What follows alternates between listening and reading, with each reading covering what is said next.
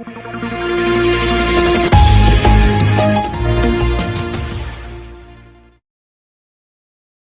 सेवा हमारे शास्त्रों में वर्णित है कि गौ सेवा से ढेर सारे पुण्य मिलते हैं और गौ सेवा हर शुभ काम और हर अशुभ काम के लिए किया जाता है ताकि आपके कष्टों को दूर किया जा सके। वर्तमान समय में कुशीनगर जनपद का यह सबसे बड़ा गौ सेवा सदन केंद्र है। आप गौ सेवा केंद्र कह सकते हैं इसको, आवारा पशुओं के लिए, छुट्टा पशुओं के लिए आश्रय केंद्र कह सकते हैं। और यहाँ पर लगभग 600 पशु बताए जा रहे हैं कि 600 पशु यहाँ संरक्षित किए जा रहे हैं, जिनके लिए चारा और बाकी सारी व्यवस्थाएं की जाती हैं। जब पशु आश्रय केंद्रों की तरफ जाते हैं तो दो सवाल सबसे प्रमुख आता है कि इतने पशु आते कहाँ से हैं, सबसे पहला सवाल। और दूसरा कि आखिर इन्हें आवारा और छुट्टा पशु कहाँ क्यों जाता है। सबसे पहले सवाल पर हम बात करते हैं कि ये पशु आते क्यों हैं। क्योंकि हमारी एक अवधारणा है कि हम अपना काम दूसरों पर टालना चाहते हैं। हमारी एक अवधारणा है कि हम ये कहना चाहते हैं कि जो हमारे लिए वेस्टेज है, जिसका हमारे जीवन में कोई उपयोग नहीं है, उसको हम क्यों रखें। आज से 20 से 25 साल पहले बड़े बड़े पशु मेला लगते थे और उसमें बड़े बड़े पशुओं के लिए दाम तय किए जाते थे। किसका बैल, किसका सांड और किसके वो जानवर कितने मजबूत हैं, इसकी बोली लगती थी। क्योंकि हमारी कृषि जो थी वो इन पशुओं के श्रम पर आधारित थी। हमारी कृषि जो थी इन पशुओं के मेहनत पर आधारित थी और हमारी कृषि में इन पशुओं का बहुत बड़ा योगदान था। लेकिन जैसे जैसे आधुनिकता हमारे जीवन में आई, जैसे जैसे आधुनिक चीज़ें हमारे जीवन में शामिल हुई, वैसे वैसे इन पशुओं को हमने अपने घरों से दूर कर दिया। उम्मीद करिए कि आप इंसान होने के नाते, हर इंसान बच्चे की लालसा रखता है, बेटा और बेटी में फ़र्क पड़ता है। वहीं जानवरों तक जब ये बात आती है तो वहाँ लिंग भेद कुछ और ही इशारा करता है। आज आपके घर में अगर किसी गाय ने बछड़ा दे दिया तो वो तब तक आपके घर के लिए उपयोगी है जब तक उसकी माँ उससे दूध दे रही है। उसके बाद वो आपके लिए आवारा और छुट्टा हो जाता है। आप क्षेत्र में छोड़ देते हैं उसको ताकि वह दूसरों के खेतों में जाके नुकसान करे। और जब वर्तमान की योगी सरकार सत्ता में आई तो बाकी सारी पार्टियों ने ये कहा कि यह आवारा पशुओं की सरकार है, जगह जगह गाय छोड़े जा रहे हैं जिससे किसानों की फसलें नुकसान हो रही हैं। लेकिन सबसे बड़ा सवाल यह था कि आखिर ये पशु आते कहाँ से हैं। दूसरा सवाल कि यह हमारे समाज में ऐसी अवधारणा बनी क्यों। क्योंकि जो आज की आधुनिक पद्धति है, उस आधुनिक पद्धति में, कृषि आधारित आधुनिक पद्धति में इन पशुओं की उपयोगिता हमारे जीवन में समाप्त हो गई। लेकिन अगर बहुत सारी जगहों पर हम देखें तो इनकी उपयोगिता अभी भी साबित की जा सकती है। कुशीनगर जनपद का यह सबसे बड़ा गौ आश्रय केंद्र है और यहाँ पर ध्यान फाउंडेशन के माध्यम से इसके रख रखाव की बात की जा रही है और जनपद के सारे आला अधिकारी अपनी एड़ी चोटी का मेहनत लगा रहे हैं ताकि इन गौवंशियों का संरक्षण बेहतर तरीके से किया जा सके। लेकिन किसी भी काम को करने में ढेर सारी चुनौतियाँ होती हैं। यहाँ लगभग 600 पशु हैं और इनके संरक्षण के लिए कम से कम 20 से 25 कर्मचारियों की ज़रूरत है, जबकि मौके पर 12 से 13 कर्मचारी ही उपलब्ध करवाए जा चुके हैं। क्या सरकारी आंकड़े हैं और कागज़ों में क्या है, यह तो देखने और जांच का विषय है और इस पर अधिकारी ही कुछ बोल पाएंगे कितने लोग यहाँ उपलब्ध है। भूसा और ढेर सारी चीज़ें जो इनकी आवश्यकता की चीज़ें हैं वो जनरली कहीं पैदा नहीं की जा सकती। इनके लिए जो जगह बनाया गया वहीं लाया जा सकता है, तो आखिर में उसको उपलब्ध करवाने में कहाँ दिक्कतें आती हैं, इसके बारे में भी बात करेंगे। और सबसे पहले इस गौ संरक्षण केंद्र के जो डॉक्टर है जिनके सामने ये जिम्मेदारी है कि यह इन गौ वंशियों को देखें और इनका इलाज करें, उनसे भी हम आपकी मुलाकात करवाएंगे और बात करके दिखाएंगे क्या क्या चुनौतियां प्रमुख रूप से हैं जिन संसाधनों को दुरुस्त नहीं किया जा रहा है और जैसे इनका संरक्षण कैसे किया जा सकता है। लेकिन सबसे बड़ा सवाल यह है कि क्या यह आवारा पशु कहीं आकाश से उतर के आए हैं, क्या ये आवारा पशु कहीं और से आए हैं, क्या ये हमारे जीवन और जीवन शैली का हिस्सा नहीं है। चाय की दुकानों पे चाय की चर्चा करते हुए बड़ी आराम से चुस्की लेते हैं और दूध का चाय पीते हैं, बड़ा मज़ा आता है। लेकिन उसके पीछे किसी न किसी बछड़े का, किसी न किसी गाय का और किसी न किसी गौवंश का ही हाथ है जो आज आप हिस्ट पुष्ट और ढेर सारी व्यवस्थाओं से सुदृढ़ दिखते हैं। तो डॉक्टर साहब से भी बात करेंगे कि इस बृहद गौशाला में कितने लोग हैं, क्या कर्मचारी हैं, क्या क्या व्यवस्थाएं हैं और सबसे बड़ी चीज़ कि ठंडे में इन सब को ढकने के लिए व्यवस्था की जा रही है। आखिर बहुत सारी चीज़ें आप दिखेगा आपको कि किनारे किनारे पड़ा हुआ है और यह इनके शरीर से दूर है। तो पहले डॉक्टर साहब से परिचय ले लेते हैं और इनसे ही जान लेते हैं। आइए सर। हमने तो गौशाला के बारे में यहाँ बताया, आप जनरली आपको जैसे क्या है ना कि सबसे पहले हम एक इंसान के तौर पे, एक डॉक्टर एक प्रभारी के तौर पे आपसे बात नहीं कर रहे हैं, एक इंसान के तौर पर जो जानवरों को आप दूसरे के दरवाजे पे देखते हैं, उनका इलाज करते हैं, उनमें और इन जानवरों में कितना अंतर दिखता है?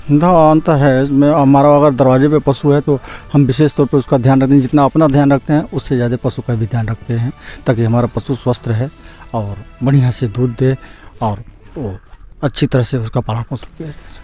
आपको क्या लगता है कि यह इतने सारे जो जानवर हैं यहाँ पर अचानक इतने सारे आवारा जंतु कैसे पैदा हो गए, कैसे आने लगे?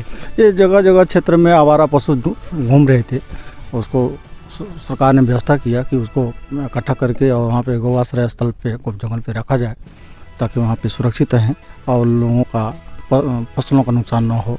इसीलिए यहाँ पे ये बछड़े वगैरह गाय वगैरह जो आवारा छुट्टा घूम रहे थे उनको यहाँ पे ले आकर रखा जाए। कितने पशु हैं यहाँ पे 600 हैं।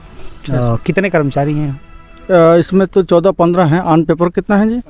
15 है। 15 कर्मचारी।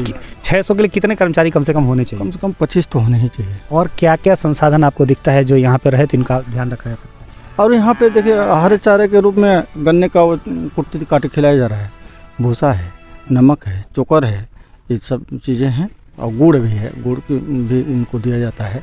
और जो बीमार होते हैं पशुपालन विभाग के डॉक्टर्स आते हैं, उनका समय से पे इलाज करते हैं। सवेरे से आते हैं और शाम के 4 बजे तक रहते हैं। जो भी बीमार होते हैं उनको तत्काल फौरी तौर पर चिकित्सा किया जाता है। ओढ़नी लगाने के लिए भी कुछ दिन पहले निर्देश हुआ, ओढ़नी लगाई जा रही है और क्यों जानवरों के शरीर पर नहीं है? ये छुट्टा पशु हैं, इनको आदत नहीं है चट्टी और ओढ़नी के साथ रहें। और यहाँ पे जब लगाया जा रहा है तो पहले तो माथा पच्ची करना पड़ रहा है कि उनको पकड़ धकड़ के माथा पच्ची करके उनको ओढ़नी लगाया जा रहा है। लेकिन वो भी पता ही चलता है कि कुछ देर के बाद घंटे 2 घंटे में वो चट्टी उट्टी कहीं रगड़ वगड़ के गिरा देते हैं। और गिराने के बाद उस पर गोबर पे साफ कर देते हैं। भी गिरा भी मैं देखिए फैला ही रहा हूँ। तो ये इसकी स्थिति है, इसीलिए इनके शरीर पे चट्टी वगैरह नहीं रह पा रहा है और गिराते हैं फिर लगाया जा रहा है। ये कुछ हमारे ग्राम विकास विभाग से सफाई कर्मी लोग आए हैं, इनकी ड्यूटी लगी है, पकड़ के देखिए लगा रहे हैं लोग ओढ़नी चट्टी और इस सबको जो है ओढ़नी लगाने काम कर रहे हैं ताकि सर्दी से इनको बचाया जा सके।